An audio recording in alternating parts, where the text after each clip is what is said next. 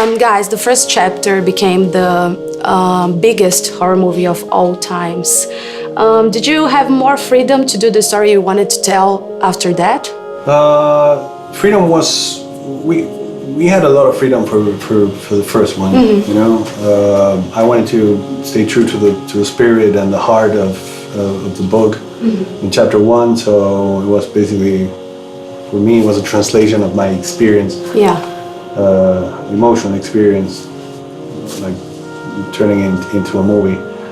Chapter 2, we had more freedom in the sense of probably bigger budget, so we didn't more have, money.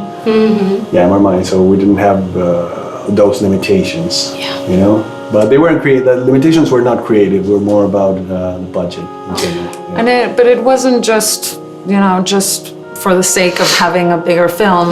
We had what we have left to tell of the story in the book is a much larger story. And because Andy wanted to honor the two timelines flowing, we had a bigger movie. So we needed the freedom to be able to shoot that movie, and we got it.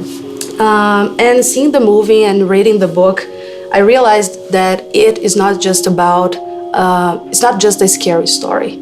For me, it's the reflection of our fears. And for you guys, what's it really about?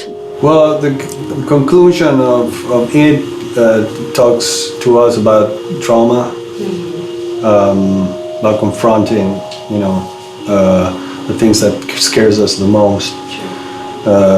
It's about like trying to open that, like take those memories out of the hiding place and where we put them and look them in the face in order to overcome them. It's also a story about like the culture of fear that we live in, and I think it's very relevant that this movie is happening now because fear is very much used as a tool to scare and divide people right now, and we have to stand together to stop that. And it's also very much like in the book, if you look at history, fear is used cyclically, you know, and as a society, we go through cycles of just bringing up people in power that use fear. Thank God we tend to get out of these, and then 27 years later, it happens again. It's you know, it's still today. I mean, it's such a masterful book, and even ahead of its time, because it's the perfect analogy. Yeah. And which one was the most intense scene to shoot and the funniest one? The most intense was probably Beverly. There's a portion of the final set piece or the final, you know, act where Beverly's trapped in her memory of the bathroom. It has been called the bloodiest scene, and that was probably the difficult because of technical you know, elements of it. Sure. It was a very close set with several cameras trying to get in the right angle. There was like real blood. Well, not real blood, I mean, like practical fake blood, like pouring from everywhere. Jessica was in it, you know, performing. It was hard to access because it was all like a tank. That was probably one of the most difficult.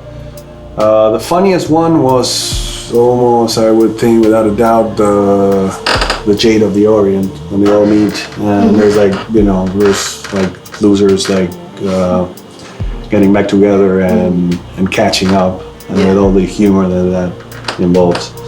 And that was shot. That was the first thing we shot. It was the first week, and it's amazing looking now that we look at it, how they all came together and look as, you know, best friends, even on the first week of shoot. So that's good. We have a great cast and a great director. Sure.